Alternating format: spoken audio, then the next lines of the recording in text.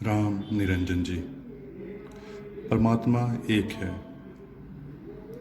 वृक्ष ने कहा पत्ते से, सुन पत्ते मेरी बात, इस घर की यह रीत है, एक आवत एक जात।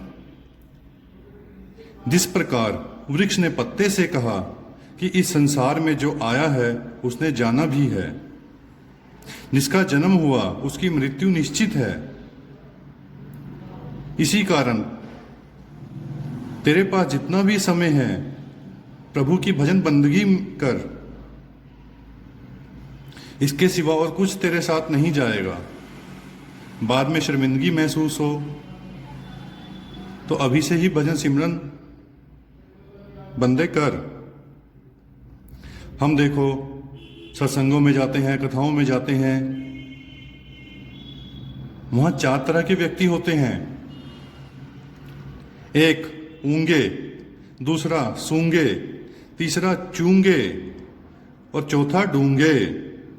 जो ऊंगे होते हैं ना, वो अपने व्यापार से, घर से परेशान हुए, दुखी हुए, शांति की खोज में आते हैं, कथा सत्संग में बैठते हैं और उन्हें नींद की झपकी आ जाती है। और जब कथा समाप्त होती है तब वो कहते हैं ओहो हमें तो नींद आ गई थी।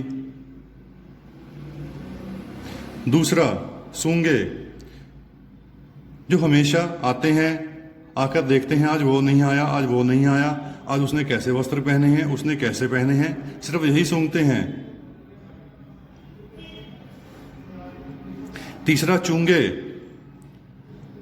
जो अपने घर से सुबह आए या शाम को घर गए या घर से फ्री हुए, कथा सत्संग में आए और ध्यान से सुना, उनका स्वाद भी सुधरता है और परमात्मा भी सुधरता है। वो ध्यान से सुनते हैं, सुनने के बाद उनका मन भी जुड़ता है, मन जुड़ता है तो परमात्मा भी सुधरता है, स्वाद भी सुधरता है। यह जो शानो शौकत हम देखते हैं ना कि उसके पास इतना पैसा है, इतना धन है, कितनी शानो शौकत है, यह हमारे कर्मों के हिसाब से होती है।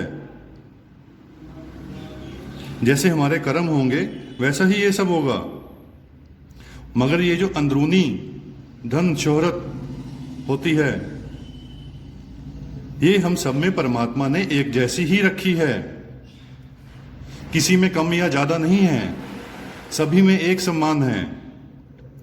बस कोई पहचान जाता है, कोई नहीं पहचानता। जिसने पहचाना वो गुरमुख हो गया, जिसने ना पहचाना वो मनमुख हो गया। पहचान तो अपने आप ही करनी है। हम कोई भी धर्म ग्रंथ देखें, किसी में भी यह नहीं कहा गया कि परमात्मा 2 हैं या 3 हैं। सभी में यही कहा गया है कि परमात्मा एक है।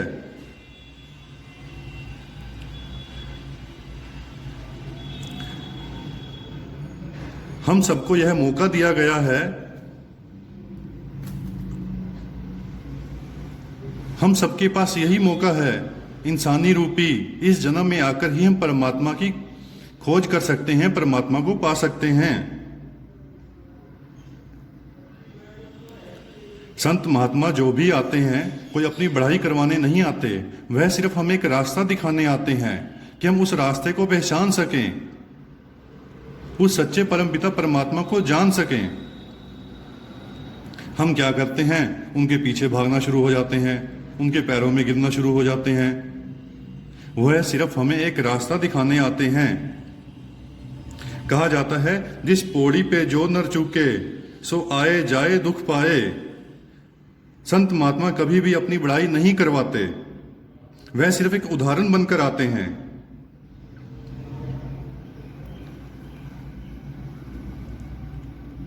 उस रब ने हमें अपने जैसा बनाया है। वेदों शास्त्रों में देखो, इसे नर नारायणी कहा जाता है, वाणी में हर मंदिर कहा जाता है। यह शरीर ही है, शरीर के जरिए ही हम परमात्मा की प्राप्ति कर सकते हैं। जब तक यह शरीर साथ है, जब तक यह शरीर साथ है, हम परमात्मा का ध्यान कर सकते हैं, प्राप्ति कर सकते हैं। जब यह शरीर ही नहीं रहेगा तब क्या करेंगे? फिर 84 में भुगतना पड़ेगा। इस जीवन में आए हैं, यह जन्म हुआ है मनुष्य जन्म। मनुष्य जन्म में ही हम यह प्राप्ति कर सकते हैं। करोड़ों जीव जंतु हैं, वह देखो क्या करते हैं। इंसान को बुद्धि दी गई है, बुद्धि के जरिए अपना बुद्धि के जरिए ही परमात्मा को पा सकता है। अगर ज्यादा चतुराई करेगा तब भी नहीं पा पाएगा। परमात्मा एक ही है, चाहे कोई भी व्यक्ति किसी भी जाति का हो। परमात्मा की कोई जाति नहीं है, उसका कोई दायरा नहीं है। यह दायरे हमने खुद ही बनाए हुए हैं। परमात्मा का कोई दायरा नहीं है, हमने उसे दायरों में बांट दिया है। इसी कारण बंदे प्रभु की भजन बंदगी कर, यही काम आएगी, यही साथ जाएगी। राम निरंजन जी।